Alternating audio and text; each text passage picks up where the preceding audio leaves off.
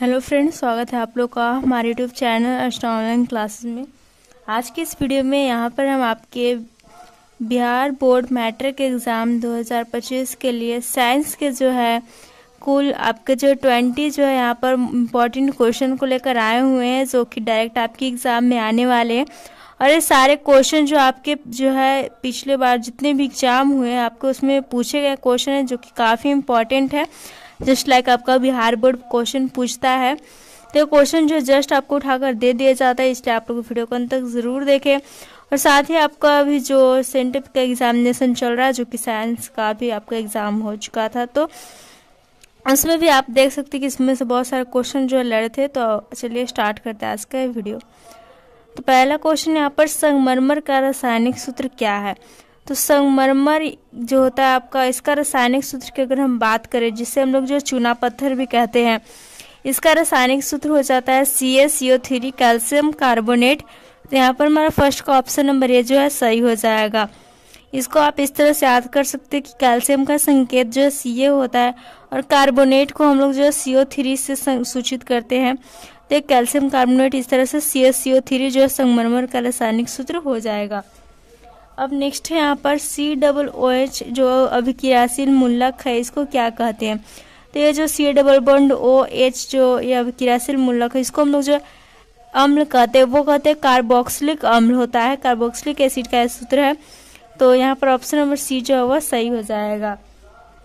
अब अगला यहाँ पर प्रकाश संश्लेषण की जो प्रक्रिया होती है पौधे करते हैं, जिसके द्वारा ग्लूकोज का निर्माण होता है। तो इस क्रिया में जो ऑक्सीजन बाहर निकलता है, तो किससे बाहर निकलता है। तो इसमें जो आपका O2 बाहर निकलता है, जो कि सभी प्राणियों के लिए महत्वपूर्ण होता है।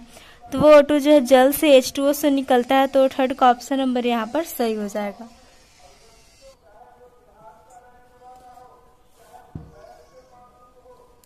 अब अगला क्वेश्चन यहाँ पर देखते हैं। तो नेक्स्ट क्वेश्चन यहाँ पर देख सकते हैं, पूछा जा रहा है कि मैग्नीशियम जो है किस में पाया जाता है।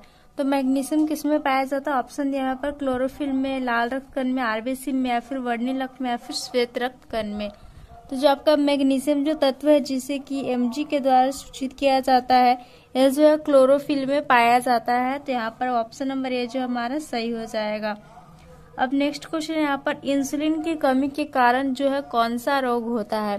तो जो मानव शरीर में इंसुलिन हार्मोन की कमी हो जाती है, तो डायबिटीज यानी कि मधुमेह रोग हो जाता है, जिसे कि हम लोग जो है शुगर रोग भी कहते हैं, शुगर हो गया उसे। तो इस प्रकार से यहाँ पर ऑप्शन नंबर बी जो है वह सही हो जाएगा। इसी कारण ये आपका क्वेश्चन भी बनता है एग्जाम में कि जो मधुमेह के रोगी होते हैं, इनको जो इंसुलिन का इंजेक्शन क्यों दिया जाता है। अब नेक्स्ट है यहाँ पर दृश्य प्रकाश में किस वर्ण का तरंगदैर्घ्य अधिक होता है। यानी कि दृश्य प्रकाश बताया जा रहा है कि ऐसा प्रकाश जिसमें किस जो दृश्य देखने होगा, इसमें किस वर्ण का जो तरंगदैर्घ्य है वह सबसे ज्यादा होता है। तो आपको सिर्फ इस पॉइंट पे यहाँ पर जो गौर करना है कि तरंगदैर्घ्य जो है किसका ज्यादा होता है। तो हम सभी जानते हैं जो तरंगदैर्घ्य और आपको याद रखना है एक वेग होता है, ये दोनों ही जो रेड कलर होता है, लाल होता है, इसका ज्यादा होगा, और बैगनी यानी कि वायलेट का जो है कम होता है। ओके, इसके अलावा जो प्रकीर्णन होता है, विकिरण होता है, विचलन होता है, ये सब जो है बैगनी का ज्यादा होता है और लाल का कम होता है। नेक्स्ट यहाँ पर विद्युत शक्ति का ऐसा मात्रक क्या होगा। तो विद्युत शक्ति का ऐसा मात्रक आपका वाट हो जाता है, जिसे कि W के द्वारा सूचित किया जाता है। तो 7 का यहाँ पर ऑप्शन नंबर बी जो है वह सही हो जाएगा। अब नेक्स्ट क्वेश्चन यहाँ पर विद्युत बल्ब का तंतु जो है किसका बना होता है। तो विद्युत बल्ब का तंतु यानी कि जो फिलामेंट होता है वह आपका जो है टंगस्टन का बना होता है। तो 8 का ऑप्शन नंबर सी यहाँ पर सही हो जाएगा। नेक्स्ट क्वेश्चन है यहाँ पर नाभिकीय ऊर्जा प्राप्त करने हेतु आवश्यक है। यानी कि नाभिकीय ऊर्जा को प्राप्त करने के लिए किसकी आवश्यकता होती है, हीलियम की, क्रोमियम की, यूरेनियम की, या फिर एल्युमिनियम की। तो 9 का यहाँ पर राइट आंसर हो जाएगा ऑप्शन नंबर सी, कि नाभिकीय ऊर्जा प्राप्त करने के लिए जो यूरेनियम की आवश्यकता होती है, आवश्यक है यूरेनियम। यहाँ पर ऑप्शन नंबर सी सही हो जाएगा। अब अगला यहाँ पर ग्लोबल वार्मिंग के लिए उत्तरदायी गैस कौन सा हो जाता है। तो ग्लोबल वार्मिंग यानी कि जो हम विश्व उष्णता के नाम से भी जानते हैं, इसके लिए अगर हम बात करें कौन सा गैस जो जिम्मेवार होता है, उत्तरदायी होता है, तो इसका राइट आंसर हो जाएगा यहाँ पर option number C, CO2 carbon dioxide जो होता है वो आपको ग्लोबल वार्मिंग के लिए एक उत्तरदायी गैस साबित है। नेक्स्ट है आपका लिटमस विलियन बैंगनी रंजक होता है जो निम्न में से किससे निकाला जाता है। तो आपको बस इतना ध्यान रखना है कि जो लिटमस होता है यह जो है जो कि बैंगनी कलर का होता है, कलर भी आपको याद ही रखना है। तो वो किससे निकाला जाता है, तो वो आपका जो लाइकेन से निकाला जाता है। 11 का ऑप्शन नंबर ए जो है राइट हो जाएगा। अब नेक्स्ट है यहाँ पर पूछा जा रहा है जब सोडियम हाइड्रोक्साइड जिंक से अभिक्रिया करता है तो कौन सा उत्पाद बनता है। यानी कि जब सोडियम हाइड्रोक्साइड जिंक से अभिक्रिया करेगा, सोडियम हाइड्रोक्साइड का सूत्र आपका NaOH हो जाता है, प्लस में जिंक का जो है Zn हो जाएगा यहाँ पर संकेत।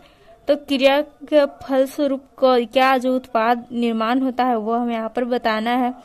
तो इसका आंसर हो जाएगा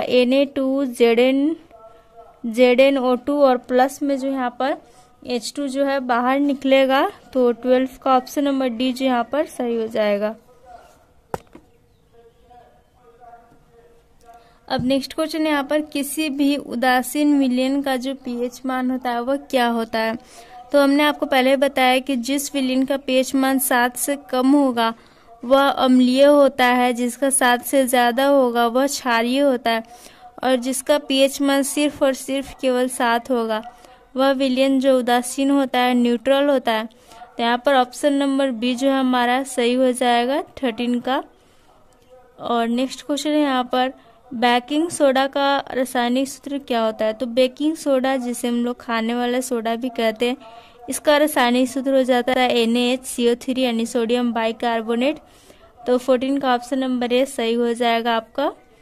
अब नेक्स्ट क्वेश्चन यहाँ पर एक्वा रेजियम मिश्रण में HCl और HNO3 का अनुपात जो है क्या होता है। तो जो एक्वा रेजियम मिश्रण होता है इसमें अगर हम बात करें हाइड्रोक्लोरिक अम्ल और नाइट्रिक अम्ल के अनुपात की तो वह अनुपात हो जाता है 3:1। तो यहाँ पर जो 15 है इसका right answer option number A हो जाएगा। नेक्स्ट है पूछा जा रहा है आपका द्विखंडन किसमें होता है। आपका बायोलॉजी से प्रश्न आ गया है जो कि द्विखंडन यानी कि बाइनरी फिजन पूछा जा रहा है किसमें होता है। अमीबा में, पैरामीशियम में, लेशमेनिया में या फिर इनमें से सभी में। तो राइट आंसर हो जाएगा इनमें से सभी जो ऑल ऑफ दिस, इन सभी में अमीबा हो या फिर पैरामीशियम या फिर लिस्मेनिया हो, इन सभी में जो है द्विखंडन द्वारा जनन होता है। और नेक्स्ट क्वेश्चन है फूल में नर प्रजनन अंग जो है क्या होता है। तो फूल में अगर हम जो है मेल रिप्रोडक्शन यहाँ पर जो है ऑर्गन की बात करें तो वो हो जाता है आपका पुंकेसर यानी कि एंथर, जिसमें कि परागन पॉलन ग्रेन पाए जाते हैं। तो 14 का जो है ऑप्शन नंबर ए सही हो जाएगा। इसके अलावा जो है ये आपका एक इस तरह का स्ट्रक्चर होता है जिसमें कि यहाँ पर वर्तिकाग्र अंडप और वर्तिकाधिव यानी कि स्टिग्मा होता है, वर्तिकाग्र स्टाइल हो जाता है वर्तिका, और ओवरी यानी कि अंडप, ये सभी जो है ये जो है मादा प्रजनन अंग फीमेल जो रिप्रोडक्शन ऑर्गन हो जाते हैं। नेक्स्ट क्वेश्चन यहाँ पर पूछा जा रहा है अंडाणु निषेचित होता है किससे होता है। तो जो अंडाणु यानी कि जो ओवम होता है ये होता है वह जो किसमें से निषेचित होता है। तो जो फिलोपियन नलिका यानी कि जो फिलोपियन ट्यूब होता है उसी वहीं पर वह जो है वह निषेचित होता है। तो 18 का ऑप्शन नंबर सी जो है वह सही हो जाएगा। नेक्स्ट आपका अवतल लेंस का आवर्धन m बराबर फॉर्मूला यहाँ पर पूछा जा रहा है कि क्या होता है। आपका फिजिक्स से क्वेश्चन आ गया यहाँ पर। तो साइंस में क्या है आपका कि फिजिक्स केमिस्ट्री बायोलॉजी तीनों से जो मिक्स क्वेश्चन ऑब्जेक्टिव में आपके पूछे जाएंगे समान मात्रा में, 1-2 क्वेश्चन जो है ज्यादा हो सकते हैं, तो आपको तीनों पर यहाँ पर जोर रखना है। तो अगर हम बात करें अवतल लेंस के, यहाँ पर लेंस के सूत्र में आवर्धन m पूछा जा रहा है तो वह हो जाएगा आपका v/u जैसे कि होता है। तो 19 के यहाँ पर ऑप्शन नंबर डी सही हो जाएगा। और नेक्स्ट यहाँ पर गोलीय दर्पण में फोकसांतर और वक्रता त्रिज्या के बीच क्या संबंध होता है। तो इनमें काफी बार बताया कि फोकसांतर यानी फोकस दूरी को f से सूचित किया जाता है और वक्रता त्रिज्या को r से सूचित किया जाता है। और फॉर्मूला हो जाता है f = r/2। और ये देख सकते हैं f = r/2 यहाँ पर दिया जा रहा है, और ये नहीं तो यहाँ पर फोकसांतर और वक्रता त्रिज्या के बीच संबंध पूछा जा रहा है। तो इसके अलावा एक और संबंध बन सकता है इसके बीच, क्या हो सकता है r = जो है यहाँ पर 2 into f मल्टीप्लाई हो जाएगा, 2f हो सकता है, जो कि ये भी ऑप्शन में दे दिया है। तो आपको यहाँ पर ध्यान देना है कि एग्जाम में जो आपको ऑप्शन में कोई एक ही देगा, यहाँ पर मिस्टेक वाइज ऐसा हो चुका है। यहाँ पर ए और सी ऑप्शन जो है दोनों ही सही रहेंगे, लेकिन एग्जाम में आपका जो एक ही यहाँ पर देगा जो ऑप्शन है, अगर बाय द वे दो अगर यहाँ पर आंसर दोनों दे दिया है तो उस स्थिति में अगर आप कोई भी जो है यहाँ पर टिक लगाएं, कोई भी OMR में फिलअप करें, आपको जो है दोनों स्थितियों में यहाँ पर मार्क्स दे दिए जाते हैं। तो ये हमारा आज का जो है वीडियो रहा, जो कि 20 हमने ऑब्जेक्टिव क्वेश्चन यहाँ पर किए हैं। अगर आप लोग को अच्छा लगा वीडियो तो लाइक कीजिएगा, दोस्तों के साथ शेयर कीजिएगा। Thanks for watching video.